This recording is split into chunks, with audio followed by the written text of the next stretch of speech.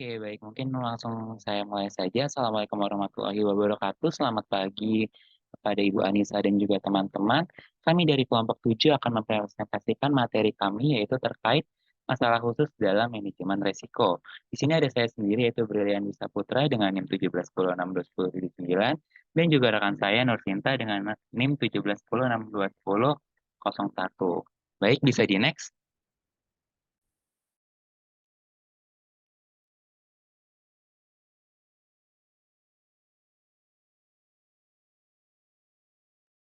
Oke, jadi di sini kita sendiri itu bakal ngebahas di sini ada tiga bahasan utama. Yang pertama itu di sini ada kita mau nyampein pengantar sedikit dari materi-materi sebelumnya. Lalu juga ada terkait apa itu manajemen risiko murni dan juga pengelolaan risiko dinamis dan juga spekulatif. Oke, bisa di next. Nah, ini kita sampai ke yang pertama itu ada pengantar dulu. Oke, bisa langsung di next aja. Nah, jadi kita mau bahas dari apa sih pengertian manajemen risiko itu sendiri. Jadi untuk manajemen risiko itu dapat diartikan sebagai kemampuan seorang manajer nih dalam mengelola kemungkinan variabilitas pendapatan dan meminimalkan tingkat kerugian akibat keputusan yang diambil dalam situasi yang tidak pasti. Kan kalau kita dalam dunia saat ini kan semua hal itu atau semua kejadian itu kan nggak bisa kita pastikan itu akan terjadi ataupun tidak. Nah, jadi manajemen risiko ini adalah kemampuan seorang manajer untuk mengatur nih, untuk mengantisipasi, meminimalkan tingkat kerugian apabila emang kejadian yang merugikan tersebut bisa terjadi ataupun tidak. Nah, ini tuh pengertian ini disampaikan oleh uh, Bapak Yahya Saparudin dan juga Siregar dalam jurnalnya itu ada Assessing Risk Management in Syariah Banking. Oke, bisa di next. Nah, di sini ada, jadi itu risiko itu merupakan gabungan antara peluang suatu peristiwa dengan dampak yang terjadi. Nah, dapat juga dikatakan risiko tuh ada dua nih. Jadi yang pertama itu di sini ada risiko murni dan juga risiko dinamis. Nah, oke, kalau untuk risiko murni itu adalah kemungkinan terjadi sesuatu yang bila terjadi itu pasti akan menimbulkan yang namanya kerugian. Jadi ini tuh risiko yang kalau terjadi ya udah rugi. Nggak mungkin ada peluang untuk dia menjadi suatu hal yang positif gitu. Kalau untuk risiko dinamis sendiri itu adalah eh, mungkin nanti bakal dijelaskan lebih dalamnya oleh kita. Tapi kalau untuk risiko ini adalah merupakan kemungkinan terjadi sesuatu tuh, tapi kita tuh punya dua kemungkinan gitu. Kita bisa rugi dan juga bisa untung. Jadi nggak kayak risiko murni yang kita cuman bisa ruginya doang kalau emang itu benar-benar terjadi. Oke, bisa di next. Nah, sebenarnya tuh kalau dalam praktiknya sendiri tuh kalau untuk tadi yang risiko murni tuh lebih ke kayak kita memanage apa-apa yang merugikan secara pasti gitu. Nah, oke, mungkin bisa aja langsung di next lagi. Nah, untuk manajemen risiko murni, apa sih yang dimaksud dengan manajemen risiko murni? Jadi kalau untuk risiko kerugian murni sendiri itu merupakan risiko kerugian yang tidak benar-benar mengarah pada peristiwa yang merugikan yang dimaksud dan calon korban kerugian juga tidak menyadari risiko tersebut. Ini disampaikan oleh Alberti pada tahun 2017.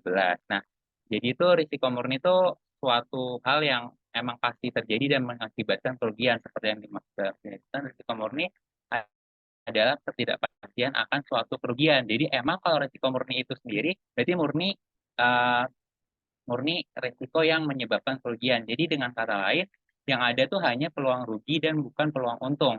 Nah, risiko murni ini adalah risiko yang akan terjadi jika tidak terjadi itu tidak akan menimbulkan kerugian, tapi juga tidak akan memberikan manfaat. Jadi kalau risiko ini nggak terjadi pun kita nggak akan dapat manfaat apa-apa. Tapi kalau terjadi kita pasti akan mendapat kerugian. Tuh. Nah, tapi kan kalau dalam praktiknya sendiri kan kita kan sebagai seorang manajer kan nggak mungkin kan untuk kita menghadapi risiko murni doang gitu. Pasti ada nanti yang bakal dibahas lebih lanjut oleh Cinta yaitu risiko dinamis spekulatif. Tuh, mungkin bisa di next. Nah, di sini ada nih masalah-masalah khusus manajer risiko dalam menangani atau mungkin lebih ke kayak contoh-contoh apa aja sih yang perlu perhatian khusus gitu oleh manajer risiko dalam suatu bisnis terkait risiko murni ini atau suatu hal yang pasti mengakibatkan kerugian.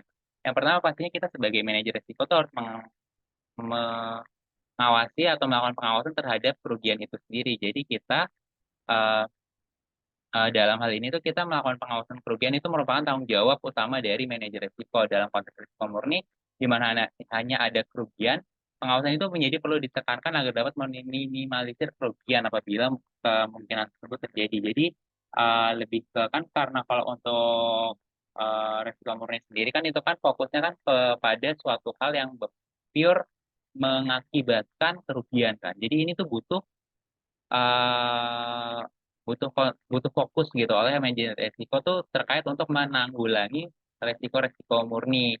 Contoh-contoh dari resiko murni seperti misalkan kayak eh, resiko mesin rusak gitu kan. Kalau resiko mesin rusak kan nggak mungkin kita ada keuntungan dari mesin itu rusak kan. Pasti mesin kalau rusak ya pasti rugi gitu. Jadi ini termasuk resiko murni apabila kita membuat suatu perusahaan manufaktur dan kita udah base-nya itu kita semuanya keseluruhan secara keseluruhan itu kita udah by machine atau menggunakan mesin dan apabila mesin itu rusak itu akan menjadi kerugian murni bagi perusahaan kita. Maka dari itu kita harus melakukan pengawasan terhadap mesin tersebut biar akhirnya tidak sampai mungkin tidak sampai rusak ataupun pada saat berapa bulan sekali kita maintain dan lain sebagainya. Nah, terus yang selanjutnya itu adalah keselamatan kerja. Kalau risiko murni itu erat hubungannya dengan kejadian yang tak terduga kan dalam proses operasi. Nah, kita jadinya sebagai manajer risiko itu perlu menangani terkait keselamatan kerja sendiri. Dalam usaha untuk melindungi kesejahteraan pegawai, baik secara fisik maupun kesehatan, diperlukannya berbagai prosedur peningkatan keselamatan kerja di suatu perusahaan.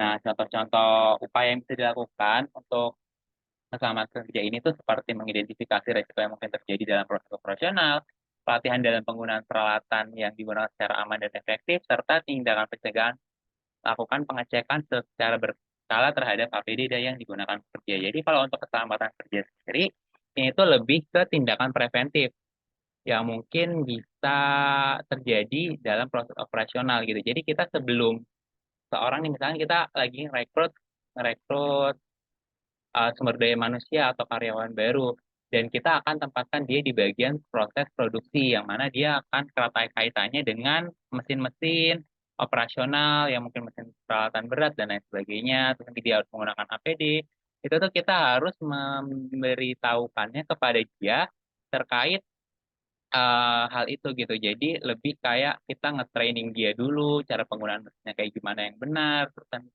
bagaimana cara dia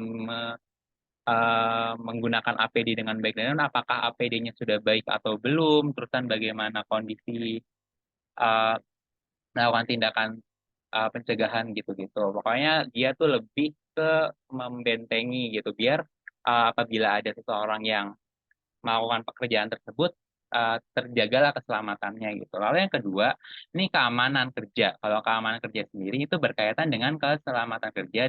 Keamanan kerja juga berkaitan erat dengan risiko murni. Dalam praktiknya itu keamanan kerja lebih berfokus pada mencegah dari risiko yang mungkin terjadi serta memberikan rasa aman terhadap pekerja. Hal-hal yang dapat dilakukan tuh contohnya tuh kayak mengimplementasikan keamanan tuh biasanya dilakukan dengan cara melakukan pengecekan berkala terhadap mesin, serta melakukan pengawasan terhadap proses operasional agar berjalan sesuai SOP yang berlaku, serta berbagai tindakan pengawasan lainnya. Jadi, kalau untuk keamanan kerja sendiri, itu lebih ke kita melakukan pengecekan mesin tuh, biar mesinnya misalkan kalau mesinnya emang udah rusak-rusak atau mungkin tidak berjalan sesuai dengan mesinnya atau ada suatu hal yang bisa menyebabkan suatu resiko mungkin muncul terjadi, itu kita harus lebih ke melakukan pengawasan biar mesinnya itu tidak eh, tidak menimbulkan risiko yang lebih lanjut. Terus selanjutnya ada melakukan pengawasan terhadap proses operasional agar berjalan sesuai SOP itu sendiri itu maksudnya kayak kita melakukan pengawasan nih. Kalau ibaratnya kalau kita jadi manajer risiko, kita mungkin kayak terjun ke lapangan langsung. Apakah pada praktiknya seorang kegiatan operasional itu berjalan sesuai SOP atau enggak? Kan karena kalau kita udah susun SOP tapi ternyata tidak dijalankan dengan baik kan itu akan menimbulkan atau me- mempertinggi resiko itu terjadi kan, mempertinggi kemungkinan resiko itu terjadi. Oke, mungkin bisa di next. Nah, selanjutnya ini ada biaya asuransi. Nah, asuransi itu merupakan usaha perusahaan dalam menghilangkan kerugian yang diakibatkan risiko tertentu dengan cara memindahkan kerugian kepada perusahaan asuransi dengan cara membayar premi tertentu. Dan memindahkan kerugian kepada perusahaan asuransi itu dapat mengatasi risiko yang terjadi pada perusahaan kita.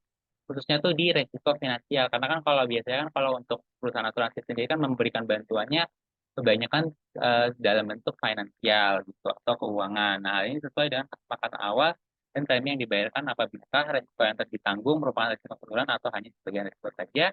Yang menjadi peran penting peran manajer risiko untuk menentukan aset mana yang harus diasuransikan dalam suatu perusahaan untuk meminimalisir dan risiko. Jadi di sini juga manajer risiko tuh harus memperhatikan asuransi-asuransi yang emang dipakai baik itu aset ini secara mesin maupun atau aset secara bangunan dan lain sebagainya itu harus kita coba asuransikan. Misalkan kita berada di suatu tempat yang emang rawan gempa atau sering terjadi gempa karena mungkin faktor geografis dan lain sebagainya gitu. Maka kita secara tidak langsung untuk meminimalisir apabila gempa tersebut terjadi, kita harus mengasuransikan gedung yang kita miliki, aset-aset yang kita miliki, agar apabila terjadi gempa dan dampaknya itu merupakan risiko murni yang pasti menimbulkan kerugian, kita tuh bisa meminimalisir kerugian kita. Jadi kita nggak terlalu, ibaratnya kayak terlalu kewalahan lah dalam menanggulangi resiko tersebut. Selain sama halnya dengan juga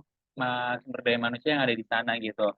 Kalau kita biar kita kan kalau sekarang kan kalau di perusahaan kan pasti itu kan membayar kayak biaya BPJS karyawan-karyawannya gitu dan itu juga udah diwajibin sama pemerintah juga. Nah, ini tuh salah satu tindakan untuk meminimalisir resiko yang terjadi. Jadi misalkan ada mungkin eh, kesalahan dalam bekerja yang menimbulkan resiko yang merugikan karyawan tersebut, maka perusahaan dapat dapat menyediakan asuransi tersebut tuh untuk membantu si karyawan kita dalam mungkin proses penyembuhan secara finansialnya lebih dibantu dan lain sebagainya. Jadi biaya asuransi ini tuh termasuk salah satu yang harus diperhatikan oleh manajer risiko itu sendiri.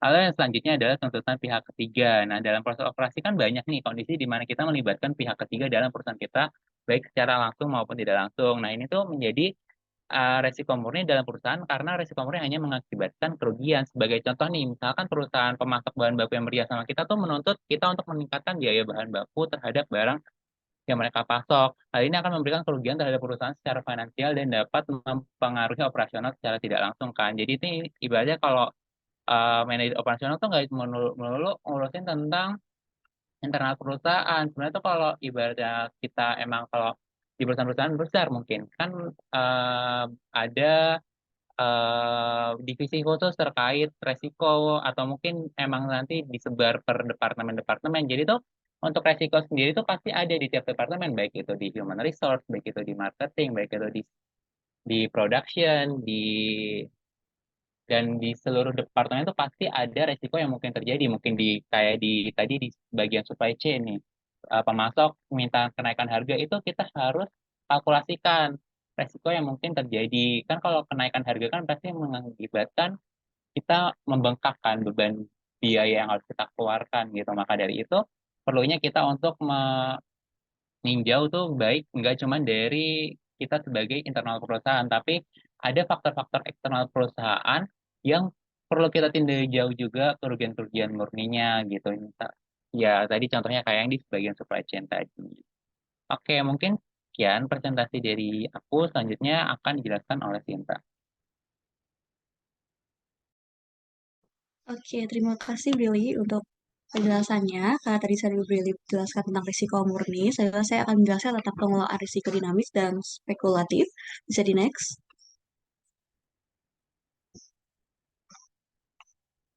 Oke, bisa di next ya. Di sini saya akan menjelaskan pengertian dulu antara risiko dinamis dan risiko spekulatif. Di mana risiko dinamis itu suatu pendekatan dalam manajemen risiko yang mempertimbangkan perubahan situasi dan kondisi di masa mendatang, di mana risiko dinamis itu terjadi akibat suatu keadaan yang terus berubah, baik faktor internal maupun eksternal. Nah, beberapa contoh dari risiko dinamis itu seperti risiko pasar produk, risiko hukum, dan risiko teknologi. Nah, pengelolaan risiko dinamis itu harus dilakukan secara dinamis, berulang, dan tanggap terhadap suatu kondisi tertentu. Prinsip dinamis dalam manajemen risiko akan membuat organisasi atau perusahaan selalu siaga dan merespon perubahan yang terjadi baik secara internal maupun eksternal. Sedangkan kalau untuk risiko spekulatif, itu suatu pendekatan dalam manajemen risiko yang mempertimbangkan risiko yang dapat memberikan keuntungan dan juga dapat memberikan kerugian. Nah, risiko spekulatif ini kadang-kadang dikenal dengan istilah risiko bisnis atau business risk. Risiko spekulatif terjadi akibat investasi seperti pembelian saham, penjualan, dan juga investasi di pasar produk. Dalam pengambilan keputusan investasi perlu dilakukan risiko spekulatif karena hampir semua aktivitas investasi terkait dengan risiko tersebut. Oke, bisa di next. Tadi sudah ada penjelasan risiko dinamis seperti apa dan risiko spekulatif seperti apa.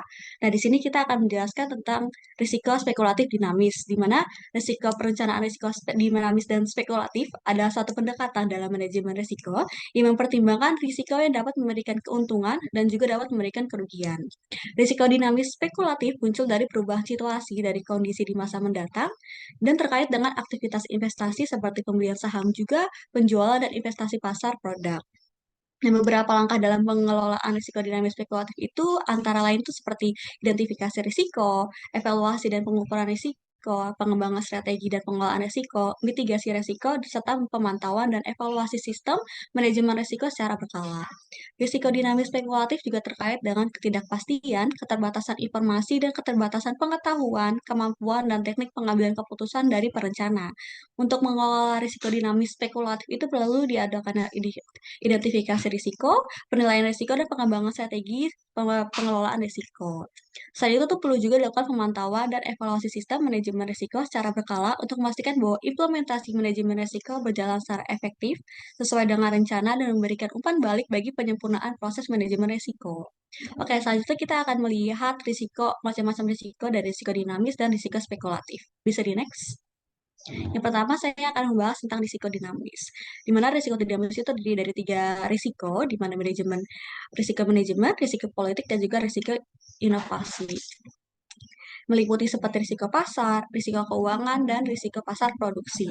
Yang pertama tuh risiko pasar. Risiko pasar itu timbul dari ketidakpastian apakah produk dapat dijual dengan harga yang cukup tinggi untuk menghasilkan laba yang wajar atas investasi perusahaan. Gambaran pasar produk perusahaan selalu berubah karena selera konsumen itu yang selalu berubah membuat saingan itu mengubah strategi mereka. Makanya kita juga harus ikut mengikuti risiko atau selera konsumen yang selalu berubah itu supaya tidak tertinggal dari perusahaan-perusahaan lain. Lalu ada juga risiko keuangan. Risiko keuangan itu menyangkut dengan kebijakan yang akan diambil. Apakah pembayaran akan dilakukan dengan kredit jangka panjang atau jangka pendek, dan atau menggunakan modal sendiri untuk meminjam hutang dari suatu perusahaan lain atau suatu kayak semacam pegadaian dari pemerintah. Oke, lalu yang ketiga itu ada risiko produksi. Risiko produksi itu menyangkut personalia, teknik-teknik pembuatan, dan cara mendapatkan bahan-bahan, penggunaan mesin-mesin, dan juga teknik produksinya. Itu tiga dari risiko dinamis. Selanjutnya ada risiko spekulatif, bisa di next.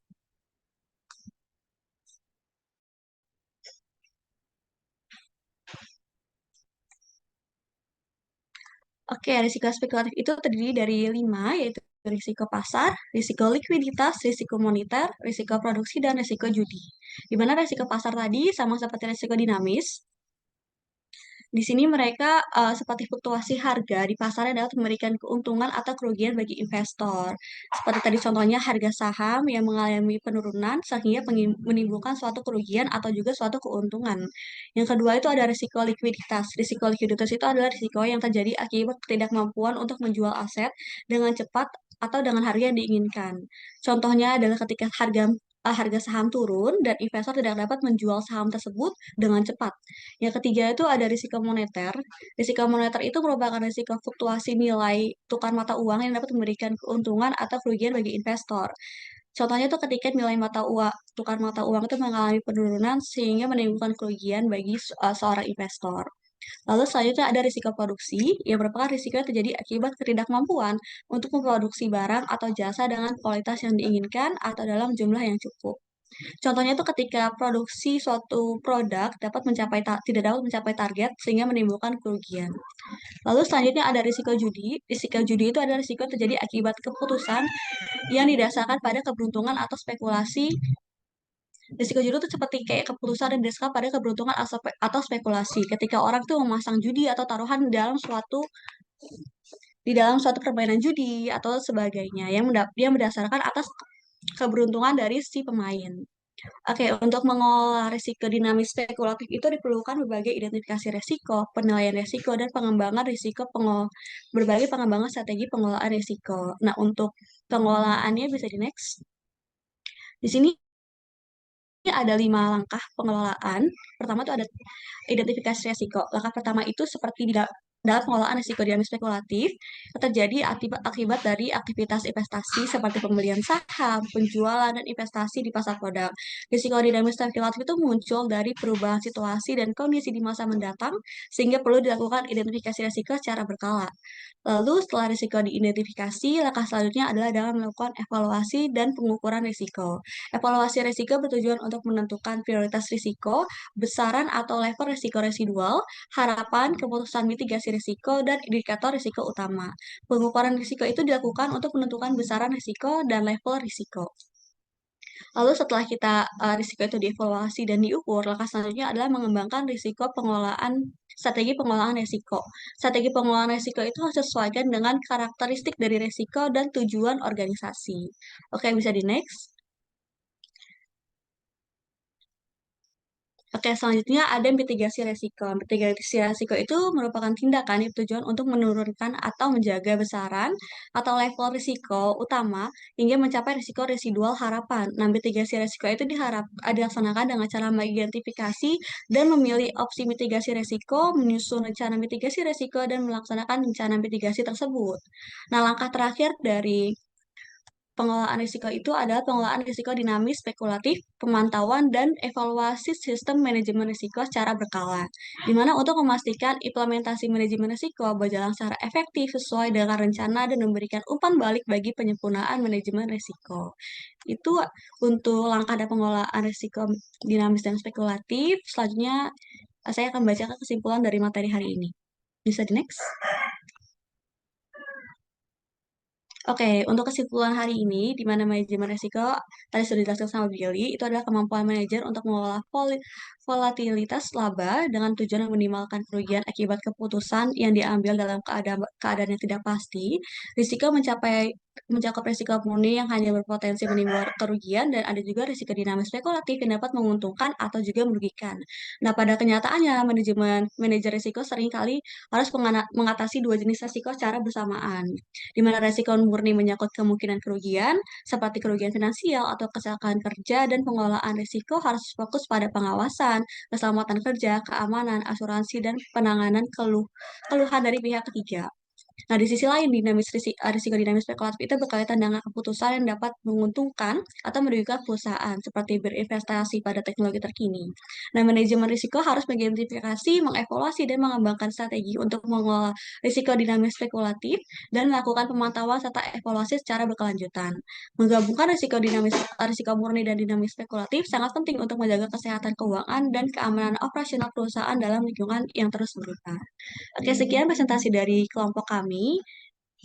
Mungkin jika ada yang ingin bertanya, dan saya kembalikan dulu ke Ibu Anissa. Ya, D plus untuk kelompok ini. Dengeran nggak suara ya? Ekspresif Terdengar, Bu. teman-teman ya, cepat sekali. Berarti sangat menguasai ya, karena cepat, jadi sangat menguasai. Kita asumsikan sangat menguasai. Silakan teman-teman, ini ada beberapa pertanyaan dari Brilliant. Brilliant kan ini yang presentasi. Bu, Ade, tadi saya tepuk tangan. Saya. yang resen siapa Ade ya? Ade nggak jadi. Saya tepuk tangan juga Bu tadi. Tangan doang ya. Ini Tapi boleh deh, saya mau tanya. Izin Bu sebentar menyalakan kamera terlebih dahulu. Ya, selamat pagi Bu Anissa dan Nursinta dan Brilian. Tadi kan sempat ditanyakan ya terkait dijelaskan gitu terkait dengan uh, masalah manajer risiko. Nah, em, kalian ada nggak sih contoh kayak kesalahan yang biasanya tuh sering terjadi di penerapan manajemen resikonya, uh, yang itu tuh sebenarnya kecil, cuman berdampak biasanya gede banget gitu. Soalnya belum kepikiran. Mungkin itu aja, Bu Anissa. Terima kasih.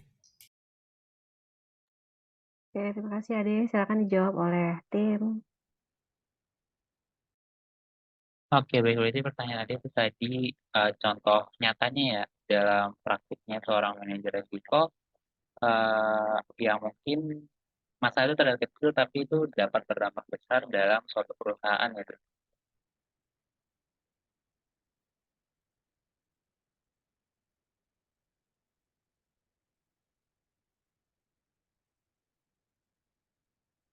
Halo adik, Iya, betul-betul. oke. Mungkin aku sama Tinta mau diskusi dulu kali ya, Bu.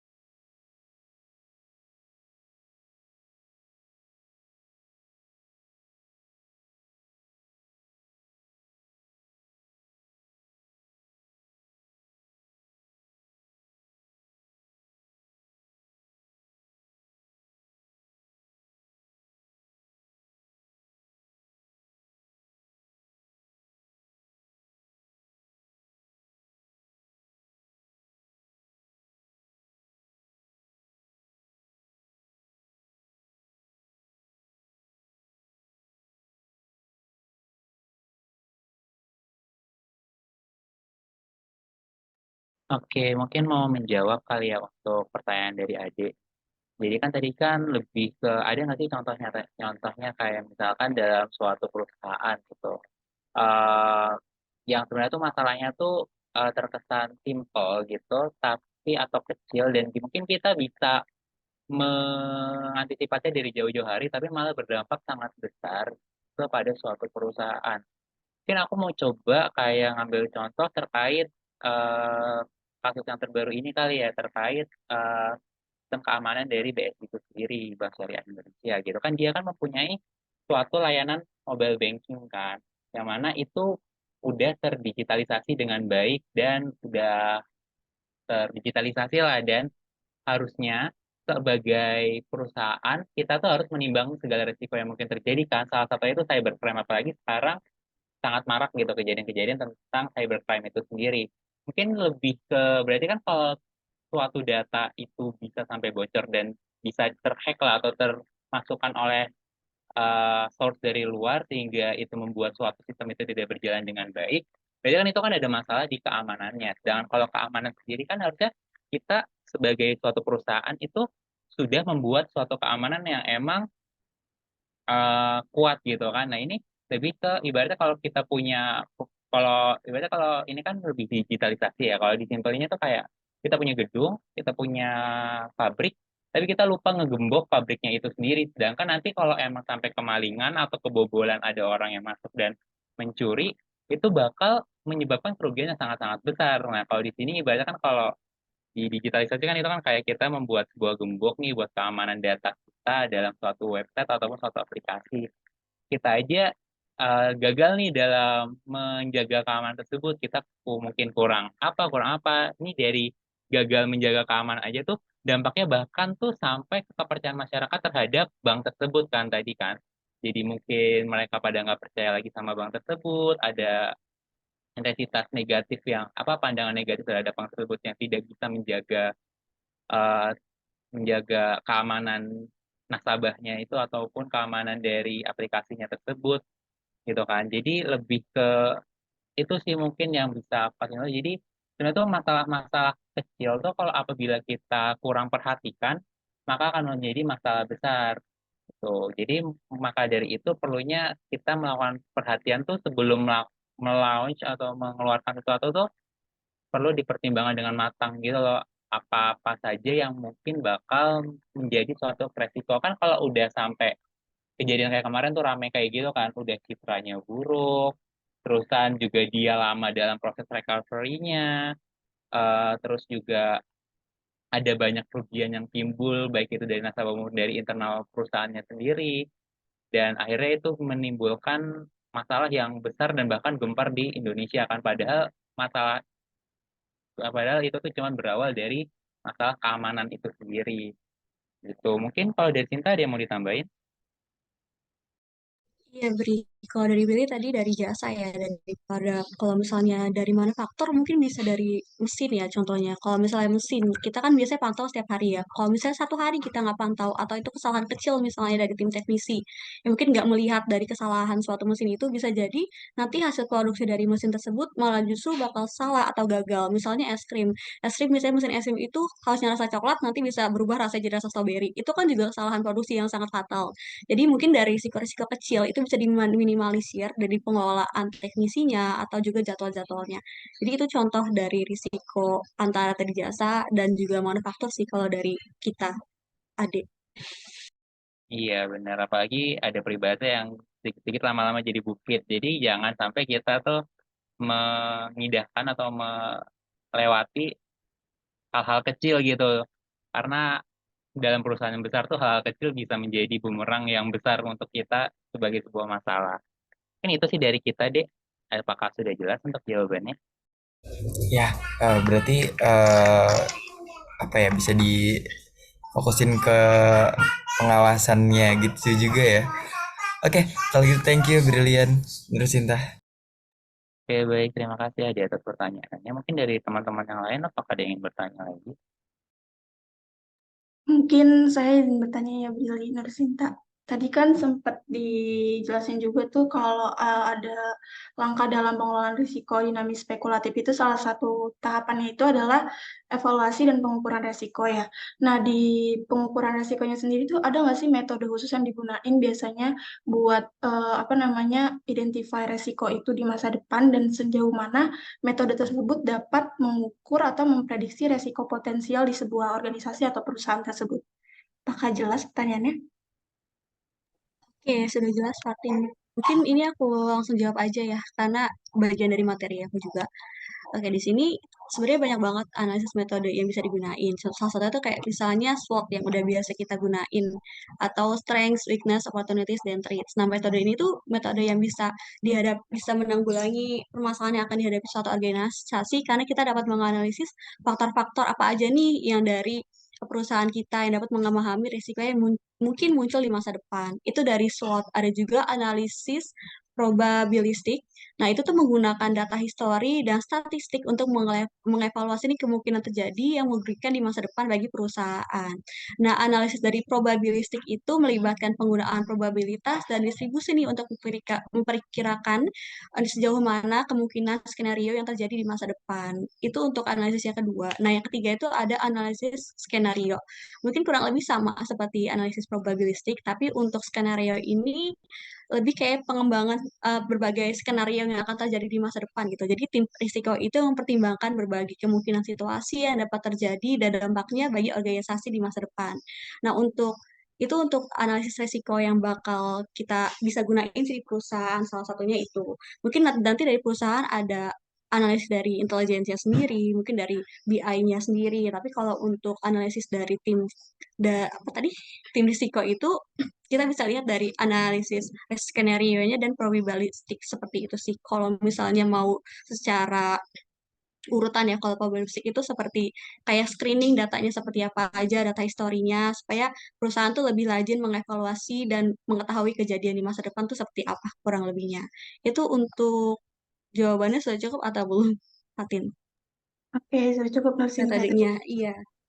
Ya, Oke, jadi ini thank you, Fatin. Dari Brili ada yang mau tambahin nggak, Bri? Mungkin tadi kalau nggak salah di Fatin ada yang dampaknya terhadap perusahaan ya. Kalau kita melakukan analisis risiko, pengukuran risiko itu ya. iya kayak sejauh Iya. mana metode itu bisa mengukur risiko potensial. Metode, berarti metode yang tadi disebutin Sinta itu sejauh mana sih bisa mengukur risiko itu sendiri ya. Mungkin lebih ke kalau untuk pengukuran, tadi kan sejauh mana, tadi kan kita udah kayak sebagai contoh nih SWOT. SWOT kan kita berarti mengukur apa sih kekuatan kita, apa sih kelemahan kita, apa sih opportunity yang kita memiliki atau peluang kita, dan apa sih ancaman terhadap perusahaan kita kan. Nah, dari sini aja kita tuh lebih ke langkah identifikasi, karena sebenarnya tuh langkah yang paling penting dalam melakukan manajemen risiko itu kan identifikasi. Karena kalau kita salah mengidentifikasi masalah kita, maka kedepannya kita akan salah dalam melakukan proses-proses ke depannya, mungkin pencegahannya salah, analisisnya salah, dan lain sebagainya gitu. Jadi sebenarnya tuh untuk SWOT sendiri itu kita berarti lebih ke tahap identifikasi masalah kan. Nah, dengan kita melakukan SWOT ini, kita bisa melakukan identifikasi masalah itu sedini mungkin. Karena kan kalau SWOT kan, bahkan kita juga udah sering kan melakukannya gitu di perkuliahan sehari-hari mungkin, ataupun di kehidupan kita gitu. Dan bahkan SWOT udah sangat-sangat sering kita lakukan lah, baik dalam tugas apapun itu. Nah, untuk sejauh mana sih palingan di tahap identifikasi. Nanti dari identifikasi itu kita bisa lanjut ke proses penganalisan resiko yang seperti udah dijelaskan kelompok-kelompok sebelumnya terkait analisis resiko. Nanti kita melakukan pencegahan dan lain sebagainya. Mungkin itu sih tambahan dari aku. Oke, Terima sudah. kasih. Terima kasih. Oke, mungkin teman-teman yang lain apakah ada yang bertanya lagi?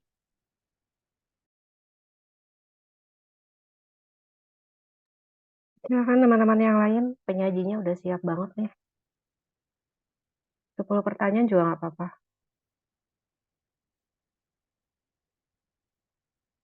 Baru dari Ade, baru dari Fatin. Yuk yang lain.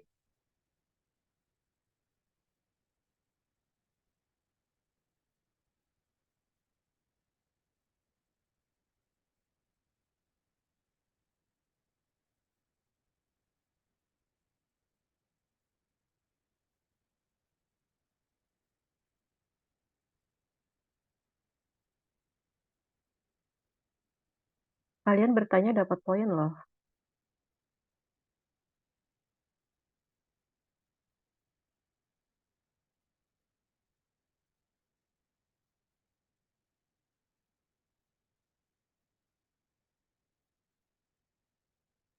Sambil menunggu temannya yang mungkin sedang menyusun pertanyaan, kalian ingat nggak kejadian pada saat influencer makan di sebuah warung makan dan di situ ada keterangan halal tapi dia membawa bahan makanan non halal. Ingat Ibu, Ya, Jufri Tahu. Guna. ya kita nggak sebut mereknya udah ketahuan ya. Nah, menurut kalian itu salah satu resiko jenis apa?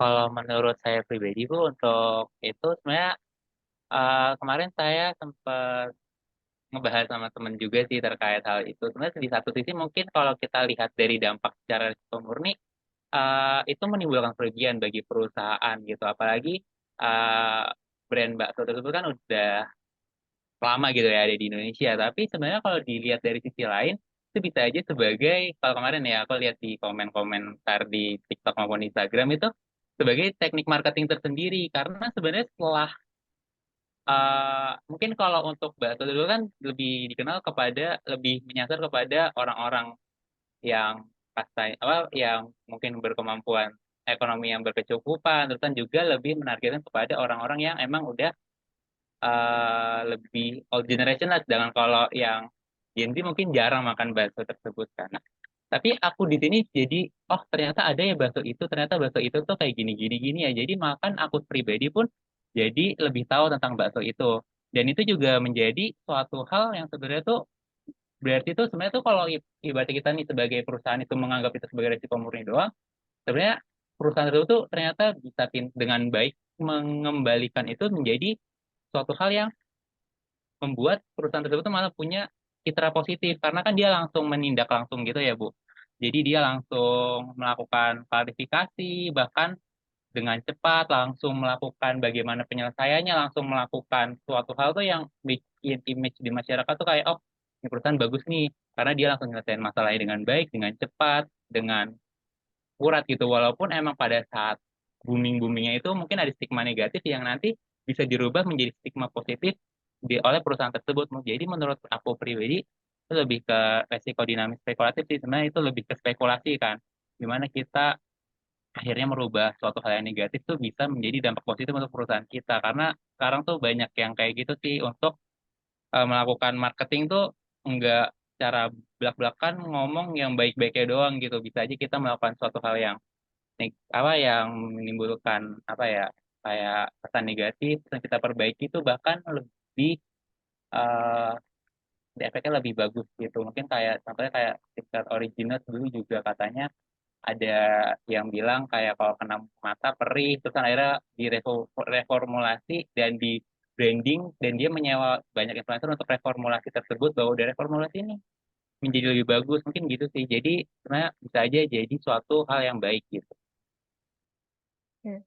Nah, kalian solusi yang diambil oleh pihak mereka itu terlalu berlebihan atau sudah tepat sasaran? Dengan membuang semua alat makan ya. Kalau dari saya sendiri sih, menurut saya udah tepat ya, Bu. Karena kan di Indonesia tuh mayoritasnya Muslim yang kental banget gitu kan. Terus juga mereka pasti mikir kayak halal itu tuh penting banget buat kita gitu. Yang udah percaya dan kepercayaan brand itu mahal gitu harganya. Jadi mereka nggak mau sia-siain itu dengan ngambil solusi yang menurut saya itu udah tepat banget gitu. Dan nggak ada solusi lain sih selain kayak mereka minta maaf dan apa yang ngebuktiin kalau mereka tuh benar-benar ngilangin apa namanya sisa-sisa yang mungkin bakalan bikin ragu masyarakat ke depannya buat konsumsi produk itu sendiri lagi Bu. Kalau dari saya kayak gitu sih. Iya, mungkin saya izin tambahkan juga kali Bu ya, sama seperti Fatin. Kalau misalnya risiko dari spekulatif dan dinamasi itu masuknya ke risiko pasar, di mana mereka dapat mengelola selera konsumen. Tadinya selera konsumen mungkin citranya mereka negatif di mata konsumen, dengan adanya mereka klarifikasi dan membuang hal-hal kayak gitu dengan mereka dagang di Indonesia yang emang citranya seperti Muslim banget gitu. Jadi dengan mengolah pikiran konsumen yang darinya citra buruk menjadi citra baik, itu merupakan hal yang tepat kalau menurut saya. Karena kalau misalnya mereka nggak tindak cepat, malah justru bisa-bisa mereka malah bangkrut duluan sebelum adanya klarifikasi. Bisa nggak resiko itu dihilangkan? Risiko dari makan babi itu ya Bu ya, maksudnya Bukan makan hal haram resiko itu. resiko dalam bisnis itu dihilangkan. Risiko dalam bisnis itu dihilangkan. Bisa sih Bu sebenarnya. Kalau misalnya mereka melakukan tindakan kayak misalnya nggak boleh membawa barang hal haram di restoran tersebut, atau misalnya ngasih edukasi juga ke para pelanggan untuk ngasih tahu sebelumnya sebelum hal itu terjadi. Atau mungkin misalnya mereka mau ngambil video itu harus minta izin dulu ke para tokonya gitu. Karena kan biasanya suka banyak banget kayak YouTubers itu nggak minta izin langsung main review aja, malah justru menjalankan seperti itu. Itu salah satu cara untuk nggak membuat mereka apa ya, membuat pencegahan supaya kayak itu nggak terjadi. Mungkin dengan cara seperti itu, Bu, memberitahu dan juga minta izin kalau misalnya mau take video. Kalau dari Billy gimana, Billy? Mau nambahin juga kan biasanya kalau di tempat makan kan ada ya, jangan bawa makanan dari luar. Sebenarnya tuh kalau kita lihat lagi, sebenarnya tuh di sini berarti perusahaan tuh bisa menerapkan kayak jangan bawa makanan dari luar karena kita sebagai perusahaan kan nggak tahu kan makanan apa yang dibawa oleh seorang konsumen untuk memakan makanan yang kita bawa gitu. Nah, mungkin di sini lebih ke kebobolannya ada yang bawa makanan dari luar kan, karena di perusahaan tersebut pun tidak menjual kerupuk itu kan, atau menjual yang haram itu. Nah, tapi berbalik lagi kan, kalau untuk resiko sendiri mungkin bisa kita cegah sebagai perusahaan. Tapi kalau kita hilangkan secara 100% kayak bisa nggak terjadi, mungkin agak susah kan. Karena menghilangkan resiko tuh kayak lebih ke mencegah aja sih, nggak sampai hilang banget gitu. Jadi kita sebagai perusahaan bisanya preventif aja sih kalau menurut saya, Bu. Ya, resiko itu tidak bisa dihilangkan 100% ya teman-teman. Tidak ada resiko yang bisa hilang 100%. Kenapa? Karena tadi ada resiko yang sifatnya spekulatif. Dia bisa membawa kerugian atau dia bisa membawa keuntungan. Sedangkan pelaku bisnis adalah seseorang yang memiliki keberanian untuk menanggung keuntungan atau kerugian tersebut ya. Saya menekankan itu. Jadi nggak bisa hilang 100%, tapi diminimalisir dengan apa? Tadi dengan melakukan identifikasi resiko. Oke, teman yang lain, biar saya ambil kesempatan kalian. Silakan.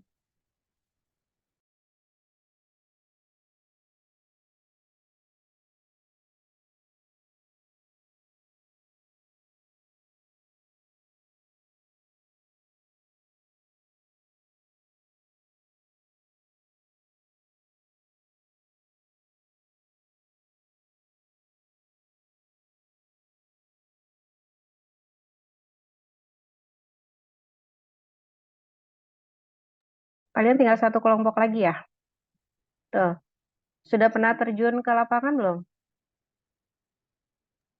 Belum, Buat Ibu. project. Oh, Project. kalau belum, kalau yang UTS kemarin paling kita ngelihat dari ini aja sih, Bu, company profile-nya. Belum ke perusahaannya langsung.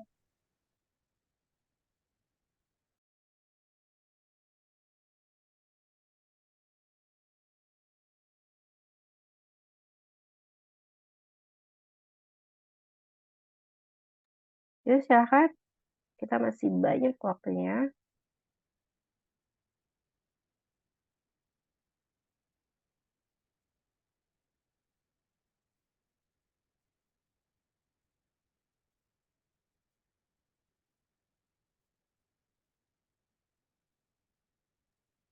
Oke, Ananda silahkan pertanyaan.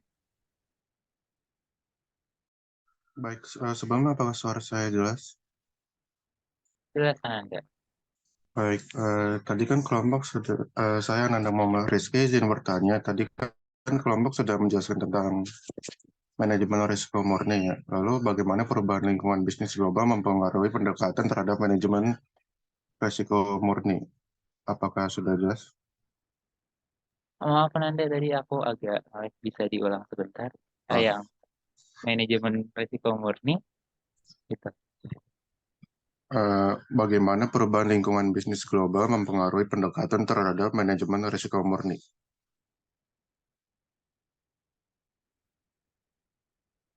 Apakah sudah jelas? Iya, perubahan bisnis global mempengaruhi pendekatan risiko murni. Iya, betul. Oke, baik. Terima kasih.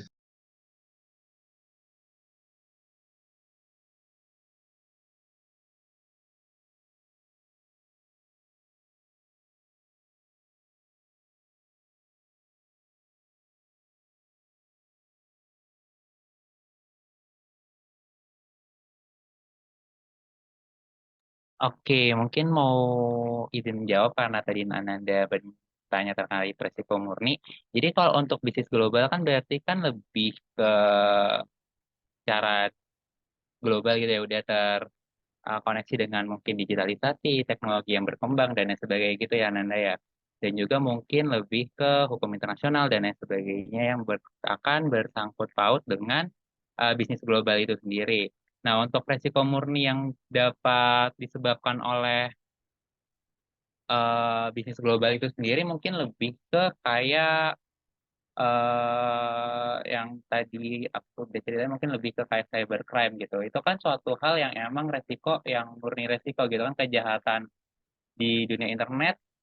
Kalau kita pandang dari sisi ada tuh orang pencuri di internet itu kan berarti risiko murni ya kan, pencurian data dan sebagainya itu, kejahatan-kejahatan cybercrime itu kan berarti resiko murni ya.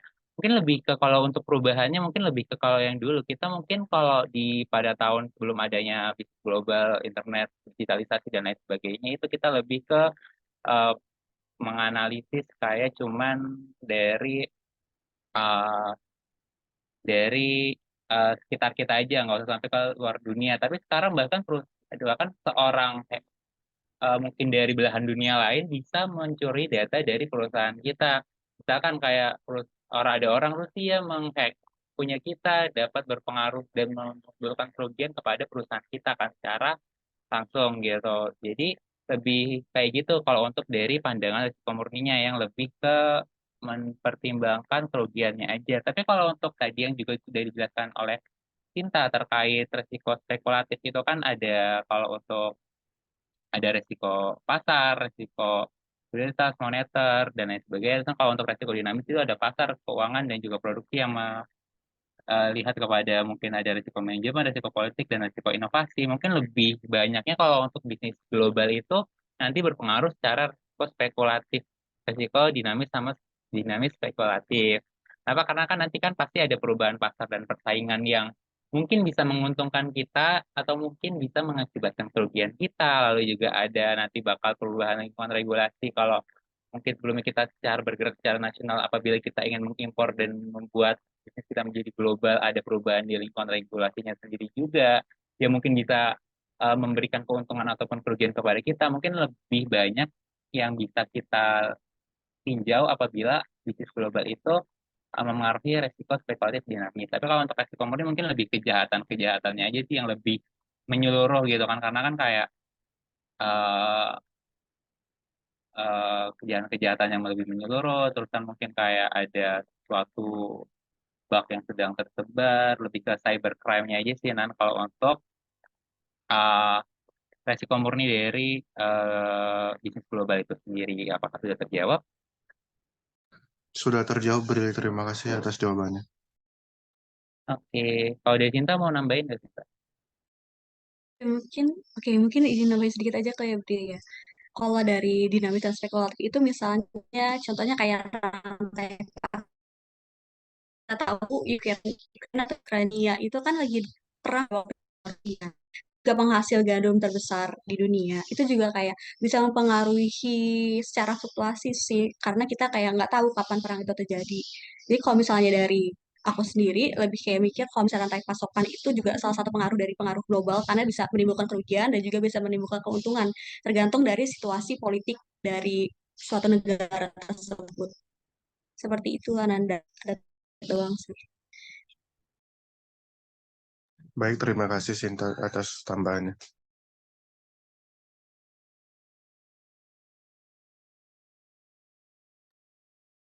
Ya, teman-teman. Jadi kalau kita ingin melihat resiko, kita harus tahu nih tingkatannya. Ya, tadi udah disebutkan belum, Brilian? Ada tingkatan resiko, mulai dari hazard, peril, hingga loss. Sebutin nggak tadi? Kalau untuk presentasi kali ini belum sih Belum Bu, ya? kita nggak sebutin. Nah, Tapi kalau untuk minggu-minggu sebelumnya, sepertinya udah ya? sudah pernah dibahas oleh Bu Pori sendiri deh terkait tingkatan risiko. Masih ingat nggak? Kalau terkait peril dan hazard, aku pernah dengar sih. Kalau buat yang satu lagi tadi aku baru aja dengar. Ya, jadi kan kita tingkatannya itu kemana dulu? Ke hazard dulu. Ya kan? Mulai dari bahaya, terus dia menjadi bencana, terus dia menjadi kerusakan, hazard, peril, sama loss. Gitu ya.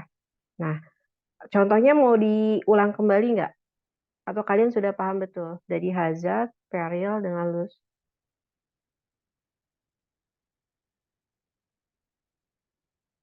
Sudah dijelaskan juga contohnya oleh Bu Kori. pada saat itu sih penjelasannya pada awal ya terkait hazard kan bahaya, kalau peril kan resiko ya, kalau loss kan kerugian ya tadi ya Bu. Jadi mulai dari kita tingkatannya dulu. Apakah si lewat identifikasi itu masuk ke kategori baru resiko yang sifatnya hazard atau ke peril atau ke loss. Nah, nanti kalau itu sudah diidentifikasikan sifatnya itu, baru kita bisa ambil tindakan teman-teman. Tadi ada beberapa pengambilan tindakan. Misalnya apa? Ada beberapa cara yang sering dipakai ya, tapi tingkat keefektifan itu tergantung situasi tadi ya, tergantung situasi identifikasi resiko atau tingkat resikonya. Pertama adalah menghindar. Kalau menghindar mungkin dalam tahap hazard kita bisa menghindar itu ya. Menghindar itu artinya apa? Itu langkah yang paling mudah dilakukan oleh para pelaku bisnis. Tetapi kelemahan dari menghindar resiko itu nanti akan menyebabkan risiko itu menumpuk ya, menumpuk dan akan semakin banyak. Terus yang kedua, kita bisa melakukan penahanan terhadap resiko. Artinya apa? Artinya adalah menahan resiko yang akan datang. Kok bisa menahan resiko yang akan datang? Ya bisa aja, misalnya gini, kalian merasa letih gitu ya, atau kalian merasa haus, tapi kalian tahan untuk tidak istirahat. Kalian tahan untuk tidak istirahat. Alih-alih kalian tidur, alih-alih kalian minum, tapi kalian menahan itu. Apakah resiko itu akan terselesaikan atau masalah itu akan terselesaikan? Kan tidak juga, tapi ditahan untuk tidak membahayakan pada saat itu. Terus yang ketiga adalah melakukan diversifikasi. Kalau melakukan diversifikasi gimana teman-teman?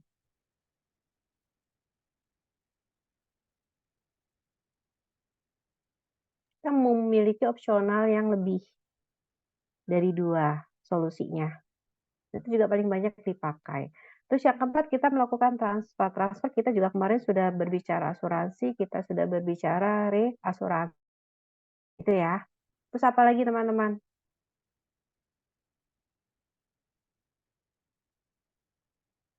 Nah, kita adalah proses mengendalikan.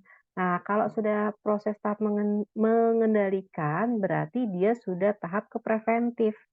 Dia sudah mulai membaca roadmap-nya nih, sudah membaca roadmap-nya, dia sudah membaca historisnya. Oh, nanti akan ada resiko yang berulang seperti ini. Ada resiko yang berulang. Kalau dia sudah bisa membaca resiko yang berulang, kalau dia sudah bisa membaca resiko yang mungkin akan terjadi akibat tindakan bisnis yang dilakukan saat ini, itu adalah proses pengendalian.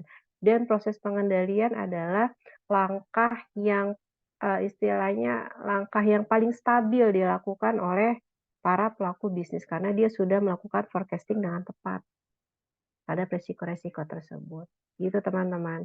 Jadi kalau kita mau ngambil suatu tindakan, kita harus lihat dulu nih dari tingkatan resiko itu, dari hazard, peril, sama loss. Gitu ya. Bisa menambahkan itu. Oke, bagus. Silakan lanjut. Siapa yang mau bertanya lagi?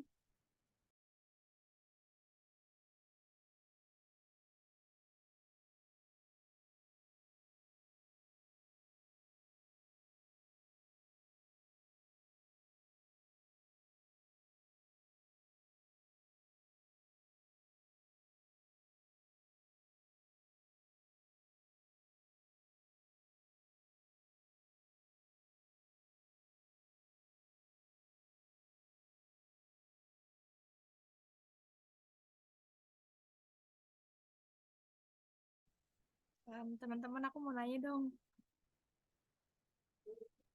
Ya, jelas, silakan. Makasih, Billy. Jadi tadi kan si Sinta tadi udah singgung tentang indikator resiko utama atau IRU ya di evaluasi dan pengukuran resiko. Saya mau nanya manfaat dari IRU itu sendiri apa aja untuk bisnis dalam sebuah bisnis?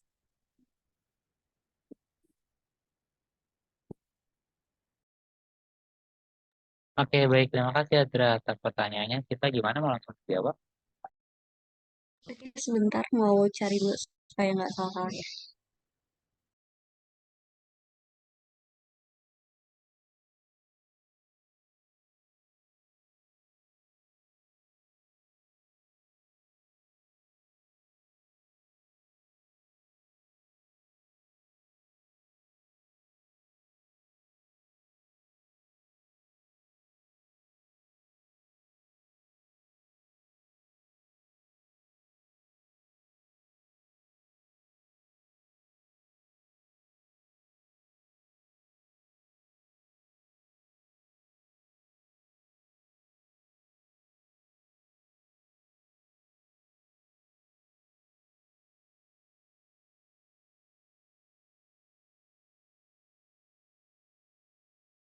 Oke, mungkin izin menjawab ya untuk Ajra. Tadi nanya manfaat dari IRI itu apa? IRI sendiri itu adalah indikator risiko utama untuk bisnis. Jadi kalau misalnya untuk bisnis tuh apa sih manfaat dari IRU? Nah, IRU kan merupakan alat atau metrik yang digunakan nih untuk bisnis mengidentifikasi, mengukur atau memantau risiko-risiko yang paling signifikan atau krusial pada suatu bisnis. Dan manfaatnya dari kita menggunakan IRU itu apa? Yang pertama kita mengidentifikasi prioritas risiko. Kita tahu risiko-risiko prioritas tuh apa dan yang paling mempengaruhi dari tujuan bisnis tuh apa dengan penggunaan IRU ya. Lalu yang kedua tuh fokus pada tindakan yang tepat. Kita jadi lebih fokus pada tindakan yang tepat dengan memiliki IRU. Jadi kayak jelas membantu. Manajemen itu lebih kayak mengidentifikasi area yang memerlukan tindakan yang segera. Itu yang kedua.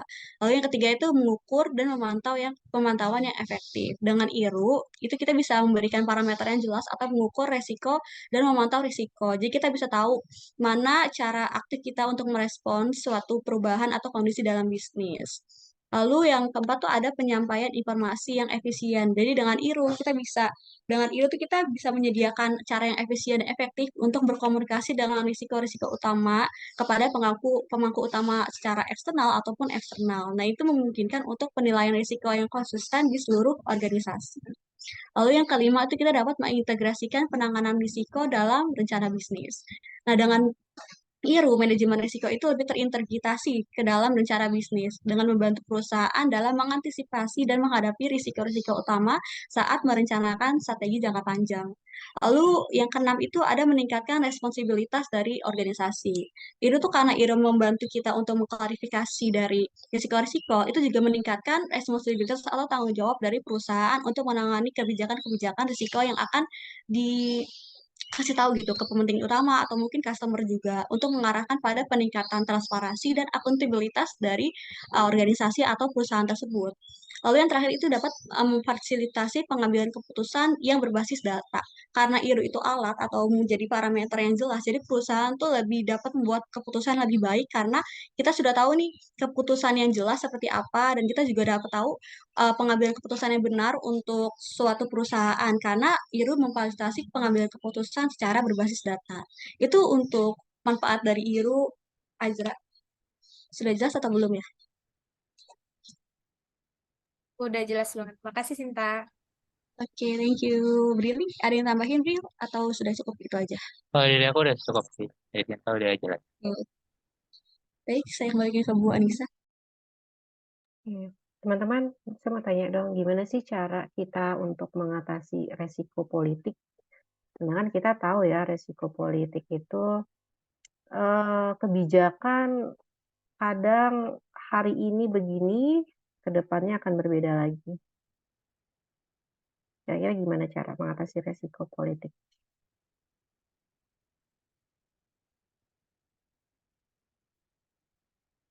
Oh, oke. Bolehlah kalau punya uang ya.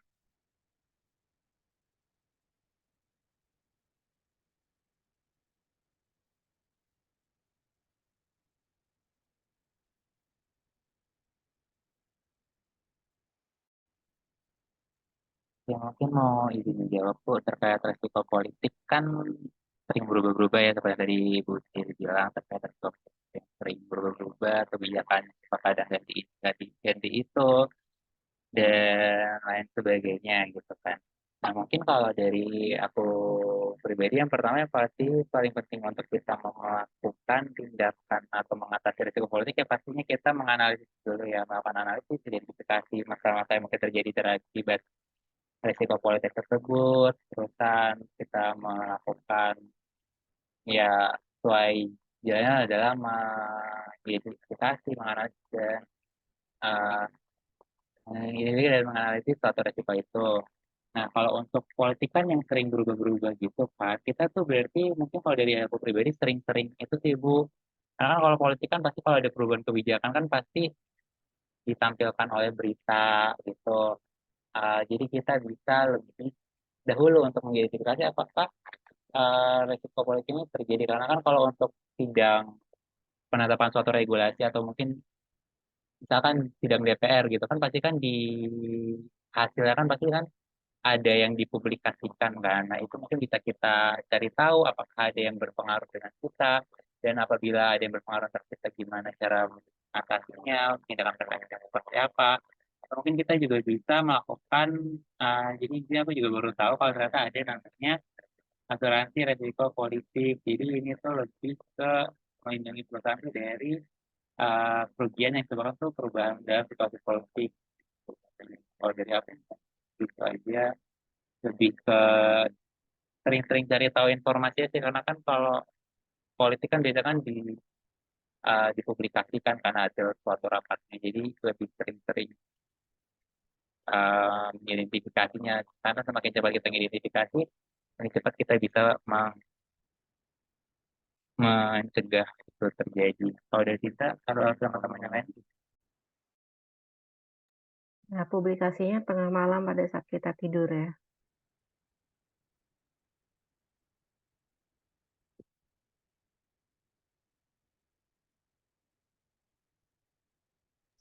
Oke, mungkin kalau misalnya dari risiko tadi kan Willy udah bilang kalau misalnya analisis dan sebagainya. Mungkin kita bisa lihat dari yang sering kita tahu tuh Bu, kayak misalnya organisasi besar seperti MNC. Mereka tuh dari keluarganya langsung terjun semua ke dunia politik. Karena apa? Karena mereka juga, karena yang saya pelajari juga politik dan bisnis itu kayak suatu yang saling timbal balik dan sebagainya kayak gitu. Jadi saya merasa bahwa jaringan hubungan atau hubungan yang kuat dengan politik atau para pemangku politik juga penting banget. Apalagi dari perusahaan-perusahaan besar, apalagi perusahaan ASEAN yang terbesar di ASEAN atau perusahaan-perusahaan terbesar di Asia. Dengan adanya mereka masuk ke dunia politik atau mereka punya hubungan yang kuat dengan politik, mereka bukan hanya tahu dengan regulasi politik, tapi juga mungkin mereka bisa membuat regulasi itu sendiri, Bu. Jadi saya ngerasa bahwa resiko-resiko tersebut bisa udah dilakuin sama beberapa perusahaan-perusahaan besar di Indonesia sih, Bu. Kalau misalnya untuk masuk langsung atau terjun langsung ke dunia politik. Ya, menarik nih. Siapa lagi yang mau bertanya?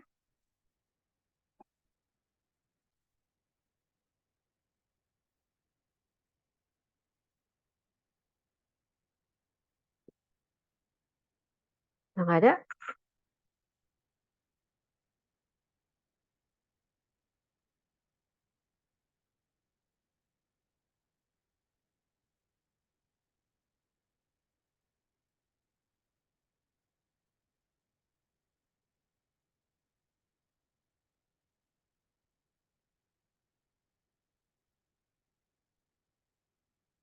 Sudah jelaskah tentang manajemen risiko ini?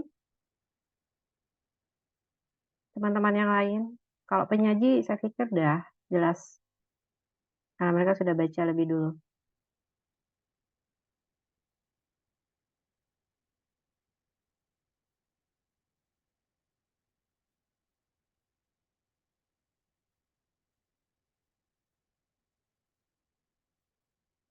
Nanti kita ada proyek ke perusahaan ya. Kalian turun langsung ke sana, mungkin sekitar 2 kali pertemuan. Nanti kita free untuk kalian mempersiapkan. Setelah kalian kembali ke kampus, kalian harus presentasi kembali. Nah, kemudian kita bisa presentasinya langsung di kelas. Ya. Kalau tidak ada pertanyaan, mau kita sudahi.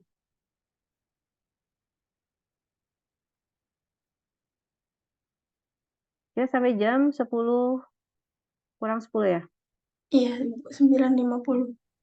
Ya, 9.50 masih banyak waktu.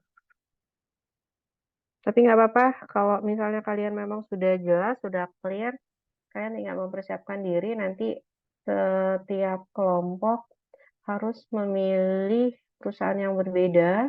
Topiknya nanti akan saya berikan kepada penanggung jawab. Hal apa yang harus kalian lakukan. Sekarang pertemuan keberapa sih teman-teman? Saya suka lupa nih.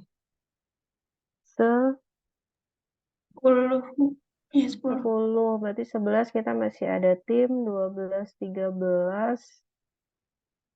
Cukup lah ya 12, 13. Kalian nanti ke lapangan. 14. Oh, kita masih ada 1 minggu ini ya? 1 minggu pengganti ya? Iya, Ibu. Karena Satu harusnya kali. sekarang kan 11. Oke, nanti kurang lebih agendanya seperti itu dulu ya teman-teman. Jadi kalian berembuk cari perusahaannya bebas.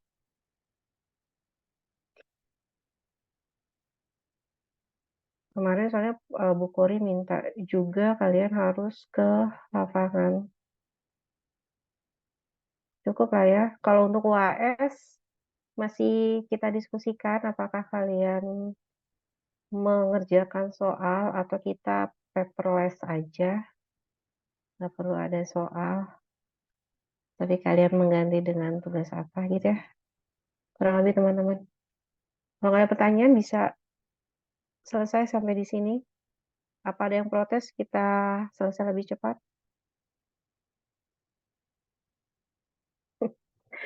Yang kelihatan mukanya sih geleng-geleng, tapi yang off cam saya nggak tahu. Loncat-loncat atau gimana. Kita berikan applause untuk tim Brilian dan Sinta. Sudah mempresentasikan dengan baik. Selanjutnya, Tony persiapkan kembali. Kita ketemu jam 8 pas. Ya. Gak ada pertanyaan nih, serius? Kita sudahi di sini? Kalau sudah jelas semua, buat apa? Baik, Bu, terima kasih. Sudah oke, baik, Bu, terima kasih. Selamat bekerja kembali ya, rekan-rekan ya. Kita ketemu minggu depan. Akhirul kalam. Wabillahi taufiq wal hidayah. Wassalamualaikum warahmatullahi wabarakatuh. Dan selamat siang. Oh, selamat pagi. Selamat pagi semua. Selamat pagi, Bu. Waalaikumsalam Selamat warahmatullahi pagi. wabarakatuh. Terima kasih. Terima kasih, Bu. Terima kasih, Bu.